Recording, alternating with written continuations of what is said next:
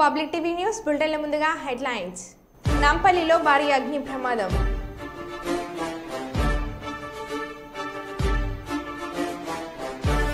ఏపీలో ఆసక్తిగా మారిన red book హోర్డింగ్లు.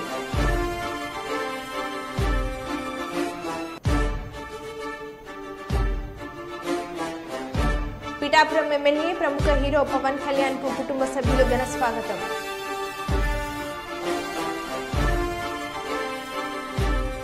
Secunderabad cantonment club వద్ద ప్రమాదం.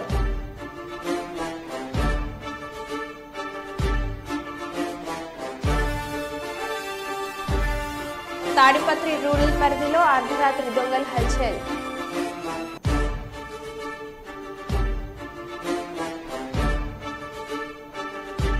వార్తలు రాస్తే రిపోర్టర్లపైన దాడులు.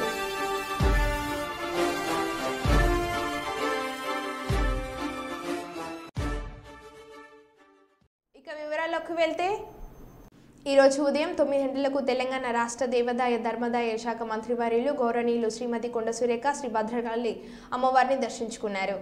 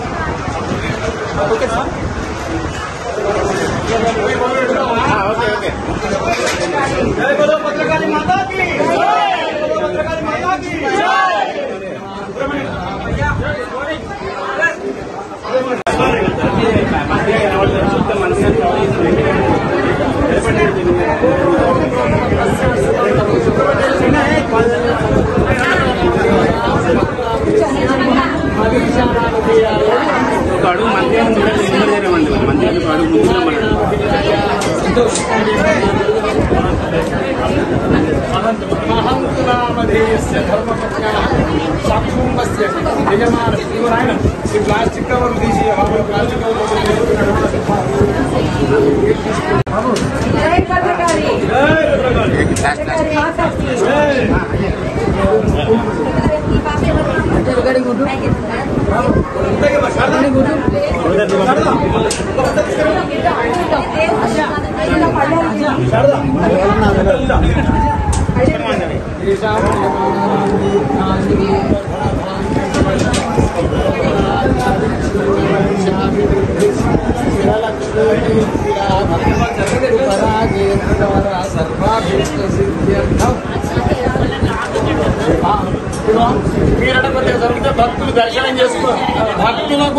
చిత్తూరు జిల్లా కుప్పం మండల పరిధిలోని వేంబనపల్లి గ్రామంలో భారీ కొండ చిల్వ ఇంట్లోకి చొరబడింది. పరిసరాల్లోకి 3 కోళ్లు మింగి ఇంట్లో వెళ్ళింది.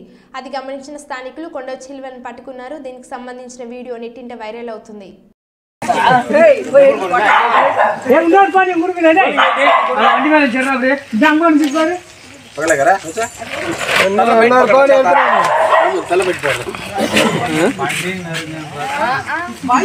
ఎప్పుడు పాము పోయిందని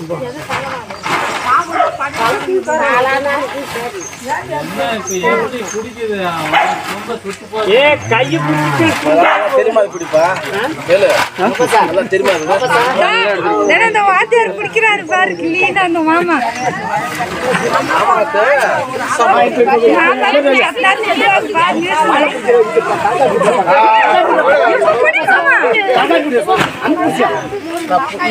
అవతర్ నీ పోడాలి పాంబడి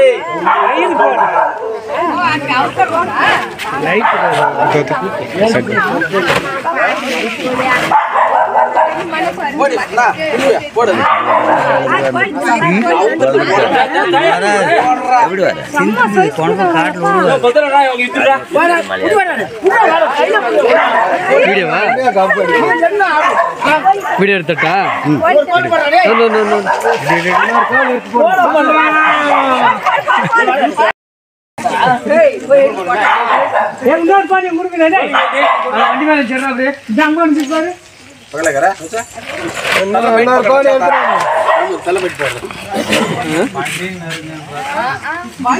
ఎప్పుడు పామున్న పోయిందని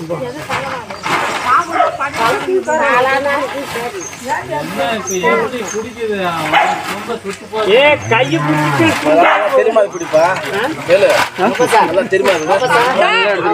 వాద్యారు కుడికిరారు బారికి లీనందు మామ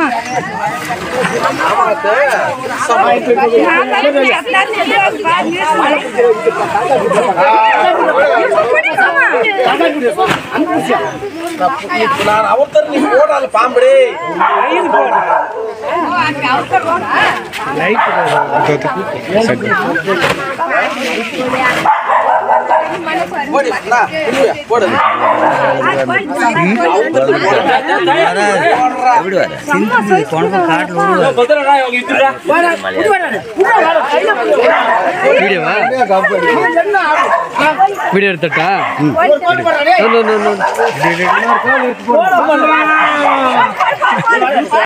నాంపల్లి పటేల్ నగర్లో గురువారం భారీ అగ్ని ప్రమాదం సంభవించింది.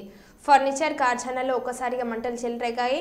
షార్ట్ సర్క్యూట్తో ఈ ప్రమాదం జరిగినట్లు తెలుస్తుంది. మంటలు పెద్ద ఎత్తున వ్యాపించడంతో జనం భయాందోళనకు గురయ్యారు.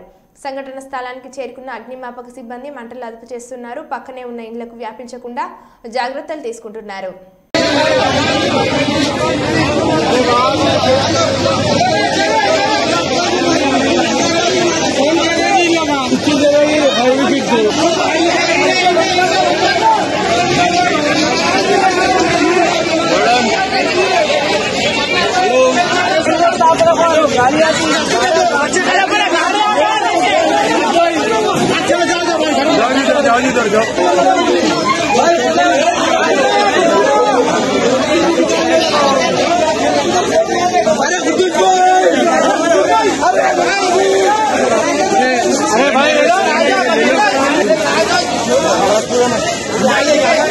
ఏపీలో రెడ్ బుక్ హోర్డింగ్లు ఆసక్తిగా మారుతున్నాయి. రెడ్ బుక్కు సిద్ధమంటూ ఫ్లెక్సీలు వెలుస్తున్నాయి. చంద్రబాబు, పవన్, లోకేష్ ఫోటోలతో హోర్డింగ్లు దర్శనమిస్తున్నాయి. మంగళగిరి పాత బస్టాండ్ సెంటర్లో ఫ్లెక్సీలు వెలిచాయి. ఈ రెడ్ బుక్ అంశాలపై ప్రజలు సర్వత్రా ఆసక్తిగా చర్చించుకుంటున్నారు. లోకేష్ ప్రజలకు ఇచ్చిన హామీలలో రెడ్ బుక్ కూడా ఒకటి కావడం ఉత్కంఠ నెలకొంది.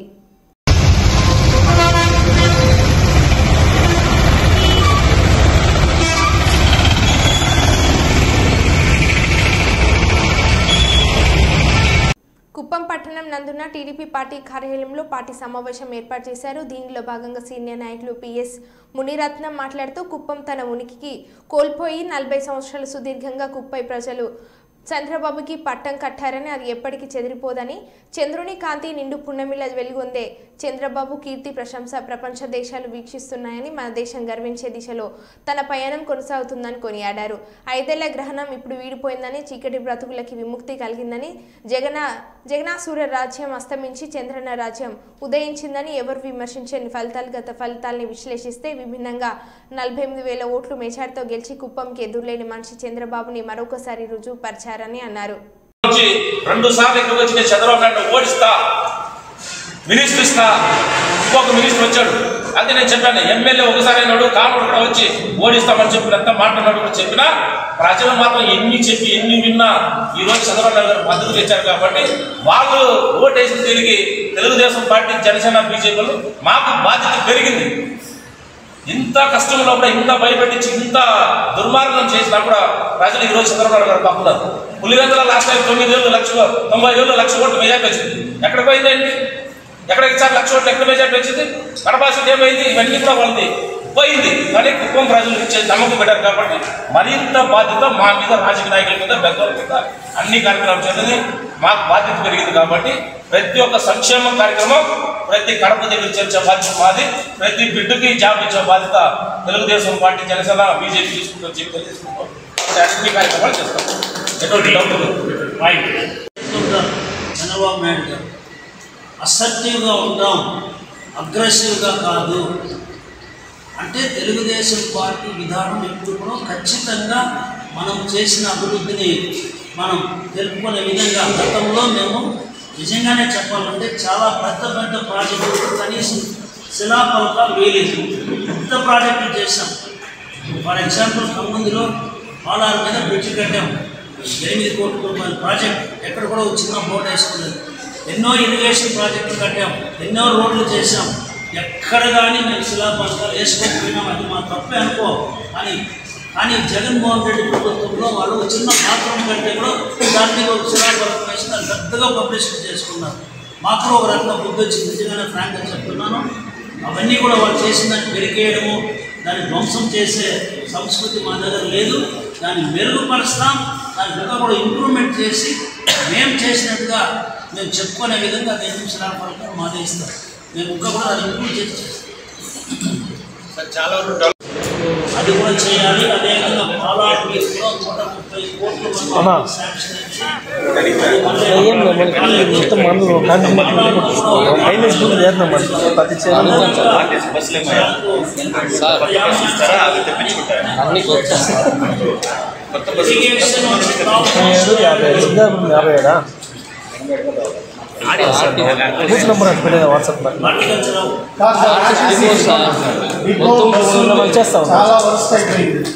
అంటే కొత్త బస్సులు తెప్పిస్తారు, పుంగనూరు నుంచి తెప్పించుకుంటారు. పుంగనూరు సంబంధించి అవన్నీ చెప్తే మాకు తీసుకోపోయారు కదా సార్,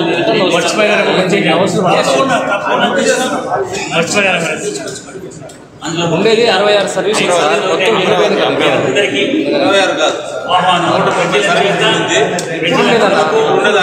అదే కసి మీద గెలిచిన ప్రభుత్వం తెలుగుదేశం పార్టీ తారక రామారావు ఏమో ఈ విధమైనటువంటి ఈ దౌర్జన్యాలు, వైకాపా వాళ్ళు మా కార్యకర్తల పైన దాడి చేయడం, ఇవన్నీ విధ్వంసాలు చేయడం అనేది చాలా బాధాకరం. ఈరోజు స్పష్టంగా ప్రజలు తీర్పిచ్చారు.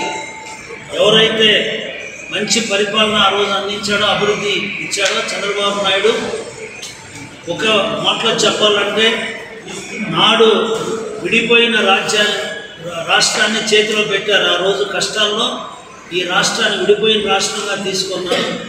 నేడు చెడిపోయిన రాష్ట్రాన్ని ఇచ్చారు మాకు. ఆ రోజు విడిపోయిన రాష్ట్రం ఇచ్చారు, ఈరోజు బాగా చెడిపోయినటువంటి రాష్ట్రాన్ని ఇచ్చారు. ఎక్కడికో వెళ్ళిపోయింది మొత్తం కూడా. ఇవన్నీ కూడా మళ్ళీ అన్నీ సరిచేయాలంటే చాలా టైం పడుతుంది. చంద్రబాబు నాయుడు జాతకం ఎందుకో చిన్నప్పటి నుంచే చూస్తున్నాం.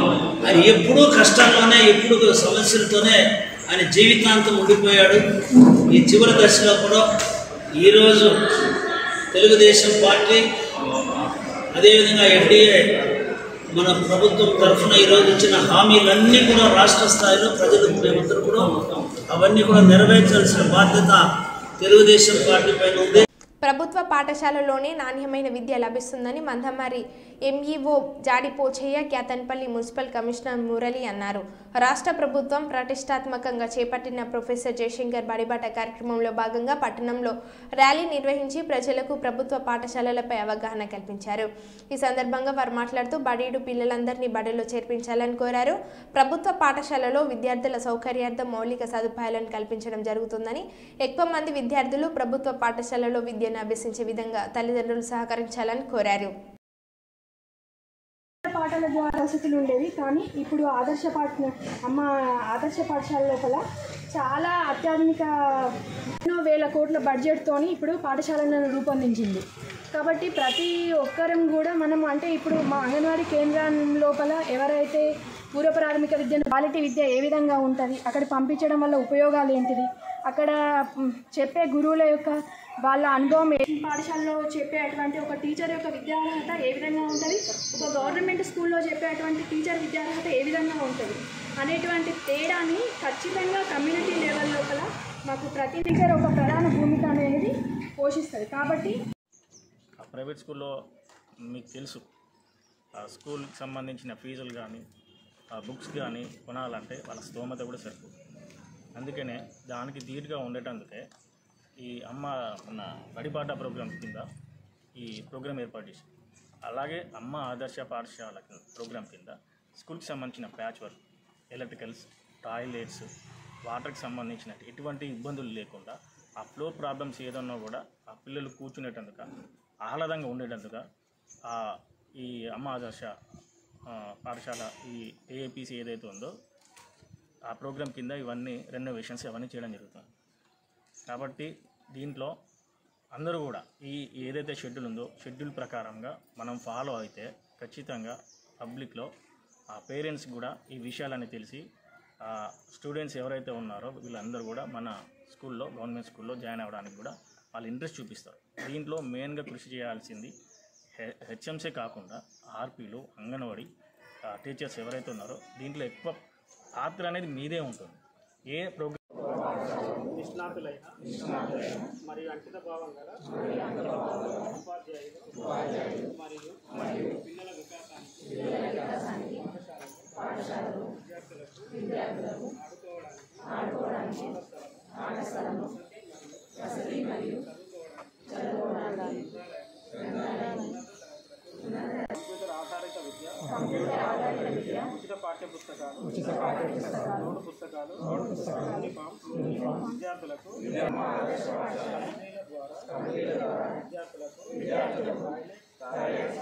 తాగునీరు, మంచి ఫర్నిచర్,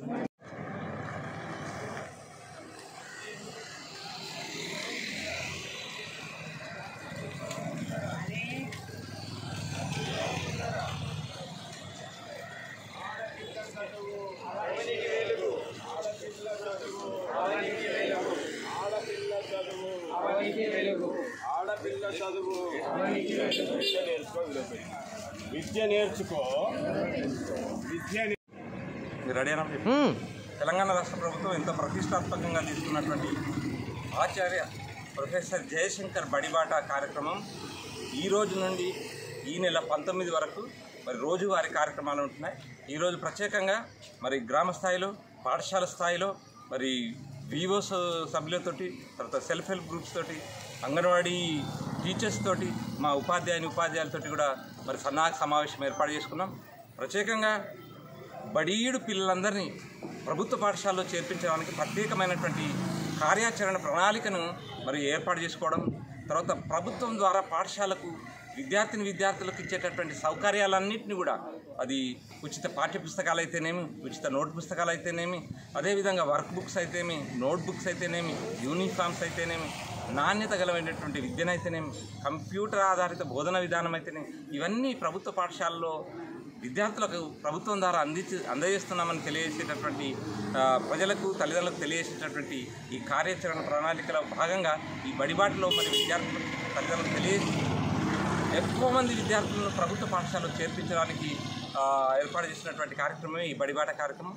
అంతేకాకుండా మరి అమ్మ ఆదర్శ పాఠశాలల ద్వారా ప్రభుత్వ పాఠశాలల యొక్క స్థితిగతులన్నింటినీ మార్చివేసి, అంటే ప్రతి పాఠశాలలో కనీస సౌకర్యాలైనటువంటి త్రాగునీటి సౌకర్యాన్ని అయితేనేమి, తర్వాత టాయిలెట్ ఫెసిలిటీ అయితేనేమి, ఎలక్ట్రిఫికేషన్ అయితేనేమి, తర్వాత మేజర్ మైనర్ రిపేర్స్ అయితేనేమి, స్కూల్ రెనోవేషన్స్ అయితేనేమి, పాఠశాలకు రంగులు అయితేనేమి, విద్యార్థులను ఆకర్షించే రీతిలో మరి ఈ అమ్మ ఆదర్శ పాఠశాల ద్వారా పాఠశాల యొక్క స్థితిగతులను మెరుగుపరిచేటటువంటి కార్యక్రమం కూడా తీసుకోవడం జరిగింది. ఇవన్నిటినీ బడిబాట కార్యక్రమంలో తల్లిదండ్రులకు తెలియజేసి మరి విద్యార్థులను ఎక్కువగా పాఠశాలలో నమోదు చేసుకోవడానికి ఏర్పాటు చేసినటువంటి కార్యక్రమమే ఈ బడిబాట కార్యక్రమం. మరి అందులో భాగంగా ఇప్పటిదాకా వాళ్ళందరితో మాట్లాడి ఆయా ప్రాంతాల్లో ఉన్నటువంటి విద్యార్థుల వివరాలను సేకరించడం, తర్వాత తల్లిదండ్రులను రిక్వెస్ట్ చేసి వారి పిల్లల్ని ప్రభుత్వ పాఠశాలకు చేర్పించడానికి మరి ఈ విధంగా ర్యాలీలు తీయడం. పిఠాపురం ఎమ్మెల్యే ప్రముఖ హీరో పవన్ కళ్యాణ్ కు కుటుంబ సభ్యులు ఘన స్వాగతం పలికారు. జనసేన పార్టీ అధినేత భారీ మెజార్టీతో గెలిచిన పవర్ స్టార్ పవన్ కళ్యాణ్ కు గురువారం హైదరాబాద్లోని తన తల్లి అంజలిదేవి, సోదరుడు మెగాస్టార్ చిరంజీవి, సురేఖ, రామ్ చరణ్ కుటుంబ సభ్యులు, నాగబాబు కుటుంబ సభ్యులు తదితరులు పూలతో స్వాగతం పలికారు. తల్లి అంజలిదేవి కుమారుడు పవన్ కళ్యాణ్ ఆప్యాయంగా హత్తుకొని కంటతడి పెట్టారు. అనంతరం పవన్ కళ్యాణ్ తల్లి అన్న వదిలి కాళ్లకు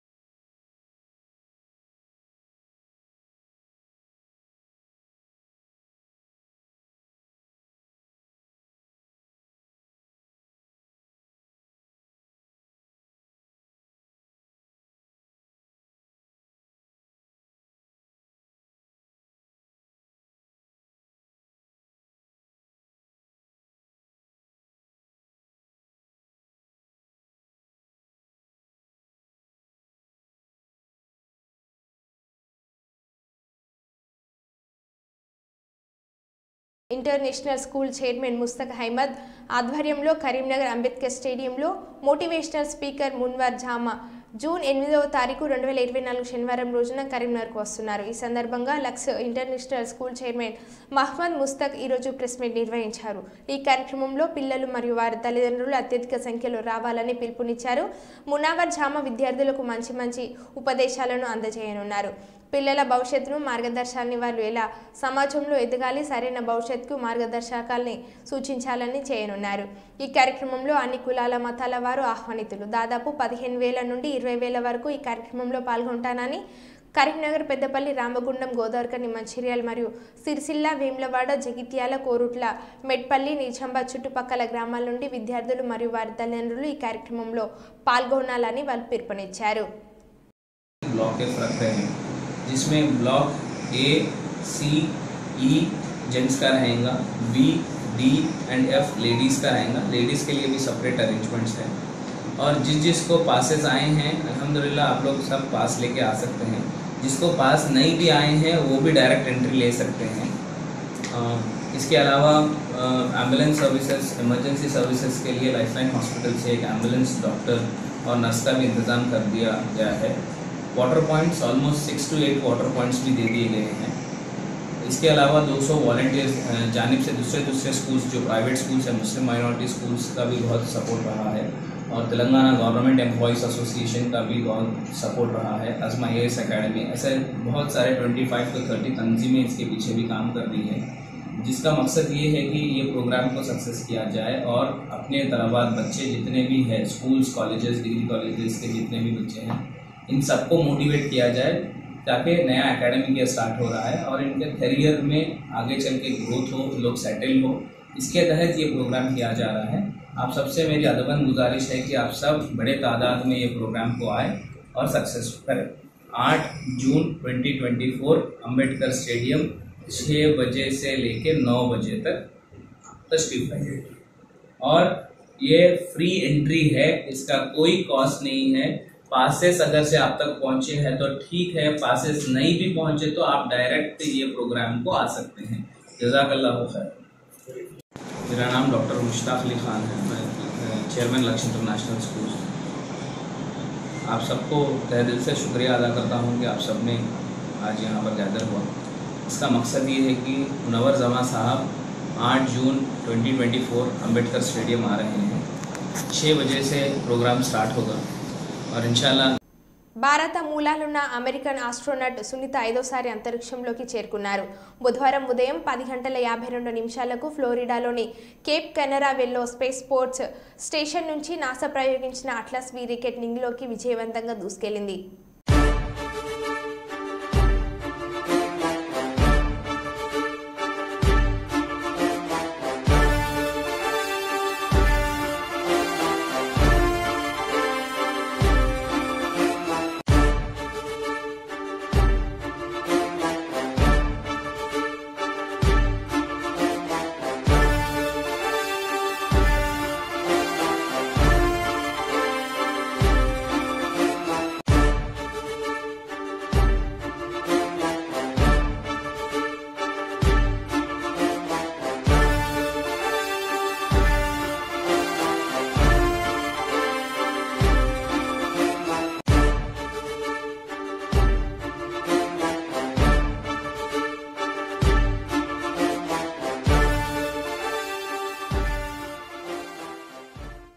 మరో బులెటిన్లో మళ్ళీ కలుద్దాం. Stay tune.